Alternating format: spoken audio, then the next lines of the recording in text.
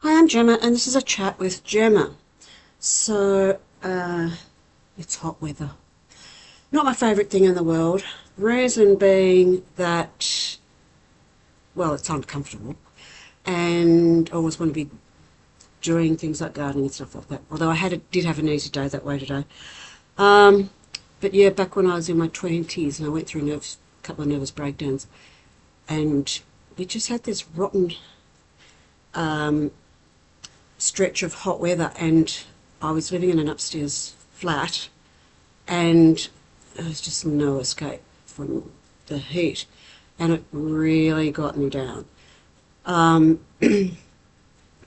yeah, kinda used to give me like almost, I suppose, panic attacks and things. Um, Today when I got in the car, it said it was 44. Then when I was driving a bit, it said it was now 45, but my phone did say it was 40. So I think the phone's probably correct. But yeah, 45 is a bit much.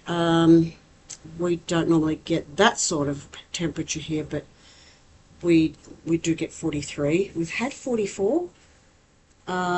We might have had 45, but I'm not sure. In the old money, 43 is, I don't know, about 110 or something.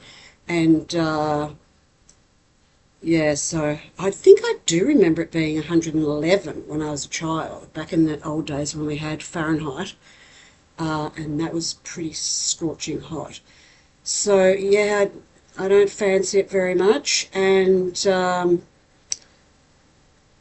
you know, there are people who are worse off, I suppose, because they have those sort of days next to each other, and there's no real relief. I've got the little cooler thing on the back going on in the background, so I hope it's not making a noise. But yeah, some people in Australia have those days in a row, whereas we, being close to the sea, tend to have cool days happen. Anyway, tomorrow will be 29, which is much more manageable, but then it'll be hot again on Friday. So, and I did have the money for an air conditioner, but then, as I've said before, I had this whole car issue happen, and so all the money's gone now.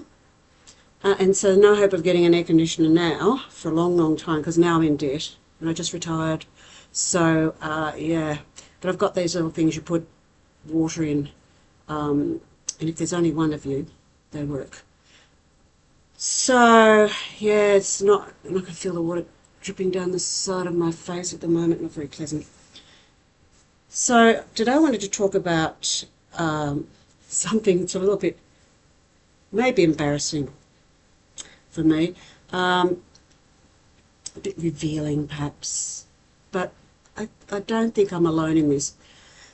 When I was young, I was the first child, and my parents did lose a baby, so they had a stillborn baby.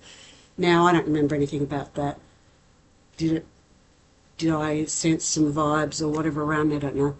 And then along came another baby, and so I was about 3 then, and then another baby when I was about 5. And then about a year and a half after that, twin girls came along. And so I was 6.5 when we now had 5 children. And so, yeah, life got mad, completely crazy. And I couldn't speak to my mother. I couldn't ask her a question like, where are my socks? I don't know where your socks are. No, and I can't even talk to her. And as I got to, I don't know, about 8 years of age, I can remember really my mother had kind of gone crazy because she was pregnant again. And she, you know, just wasn't able to really, she didn't seem to care about me. So I, as a child, felt like I knew my mother loved me, but I didn't feel like she cared about me. So I used to kind of, I don't know, maybe do things that were seemingly a bit dangerous. And I was a very scared kid, so I was a pretty careful kid, so I didn't really, do anything crazy, but I might sort of just say I was going to do such and such, just to see if she cared, if it made her care about me. And I was only really realising this at the age of 70 just recently, that that's the way I thought. And it kind of, I believe, has carried through my life, this idea that, well, maybe people would care about me if I died or something like that. So I don't know whether this makes any sense to anybody, but somebody might identify with it. But I kind of realised that's not a very healthy frame of mind. And probably had a lot of sort of physical injuries and accidents growing up because of this sort of attitude. But plus I also did want to be, sorry, this is not, I'm sweating. Excuse me for a moment. But I wanted to be athletic, what I mean. I wanted to be a sporty person. So there was that as well. So I can't just say it was all about that. But did I sort of put myself in harm's way a lot more than I would otherwise have done because I didn't feel cared for? Now, it wasn't that my mother was unloving or that she was not a good mother or any of those things. She was very, very caring, actually, if the truth be said. But the situation was that she had too much, by far, going on. And she was physically exhausted and, of course, stretching herself too thinly, so she was also emotionally exhausted, spiritually exhausted. So I, as a child, was expecting a bit much, but I was a child. And, children can't be expected to think as an adult, so you tend to just think selfishly when you're a child. But now that I'm an adult, like I do, as I've said, I don't have a husband, I don't have people who care about me. And I can remember sort of getting to a point in life where I realised that I was going to not have to rely on people to care about me. And even people who are married and have got that other person there sometimes complain that their spouse doesn't seem to really care, And I'm sure the spouse does, but yeah, sometimes somebody can feel like, their head's about to fall off and the husband's just like this blankly looking at the TV while they're screaming. But so it's not just because I'm single, I'm sure, but yeah, I did have to kind of think, well, I have to function in life, and one of the things I have to let go of is the idea that I have to have somebody who cares about what happens to me. Now, I don't want to give the wrong idea. I think it's very, very good to have people who care about you and to try to make that happen if you can. But if you just can't, then you just have to get through life, put one foot in front of the other.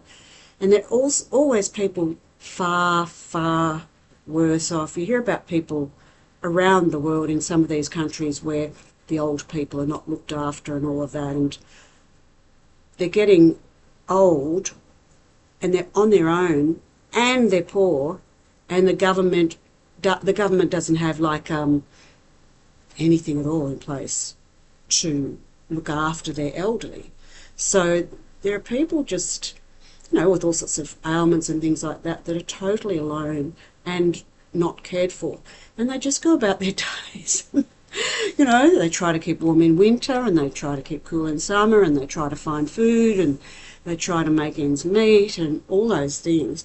So there's always somebody worse off. Not that that makes us feel better, but we have to sometimes be grateful for the fact that we may have, you know, some siblings or a friend or whatever we've got who we could perhaps, you know, ring up in an emergency. It sounds a bit pathetic, doesn't it?